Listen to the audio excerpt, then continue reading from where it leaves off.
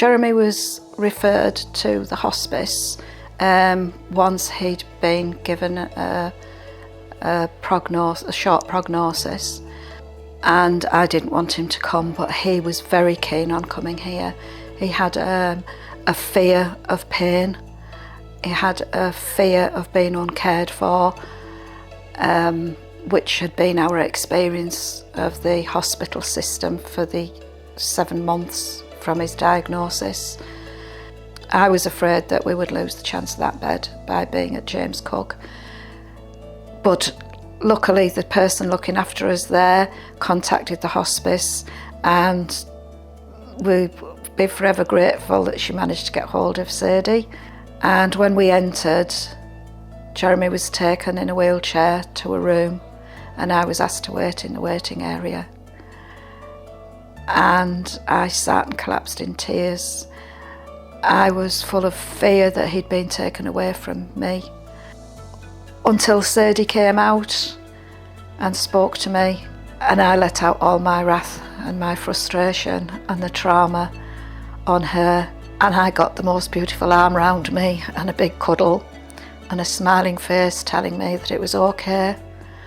I got reassurance, and I was taken straight to my husband, and that smiling face and that arm stayed around me for the whole of our stay here. Jeremy had decided that maybe he wanted to be at home and cared for at home. We went home, we had an afternoon, and Jeremy and I sat and talked, and both of us said exactly the same thing. We didn't want to be anywhere but the hospice. Jeremy said that he felt vulnerable at home. He didn't feel safe, whereas the 2 days we'd had in the hospice, he'd begun to feel safe. He didn't feel vulnerable. He felt cared about, cared for, and I too felt cared for and cared about. We were a team, and we were cared for as a team. And we moved ourselves into a room. We brought blankets, we brought cushions, we brought photographs, we brought lamps, we brought table fans, we brought laptops, everything. We moved ourselves into Jeremy's room, and it became a home from home, and the staff became extended family, and we were loved, we were cared for, and we spent 2 weeks living in a bubble of loveliness. The staff went above and beyond to provide for us.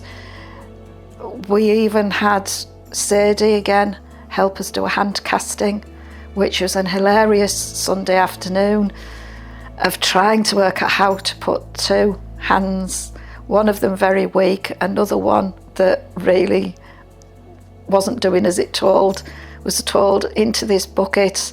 Me, Jeremy and Sadie collapsed in fits of laughter with tears rolling down our face. The result of the hand casting is less than perfect. It's in no way perfect, but it's now a very precious item that I keep. Jeremy's wishes, he was very specific on how Jeremy wanted his final days to be. The staff listened. He was never criticised, he was never questioned, and they were happy to carry out every single one of his wishes. And he gained peace from that. He gained peace of mind, peace of heart, which made his last 2 weeks precious. And when Jeremy's final hours came around, he was able to spend them feeling loved and supported and peaceful. I was supported all the way through. I felt loved just as much as he was. Sadie had noticed that I cried at the drop of a hat. I still do cry at the drop of a hat, but it was from pain. And she noticed that what I was suffering from was anticipatory grief. And she asked me if I would be happy to see one of the counsellors from the counselling service here, which I did. And that counselling has carried on since Jeremy died into bereavement counselling, and that's still ongoing on 8 months later.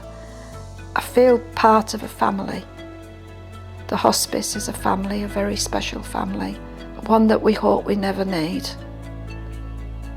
None of us want to need that, but if you do need it, It is the most precious thing in the world. And it gave us our 2 weeks of living in a bubble of loveliness that I will carry with me forever.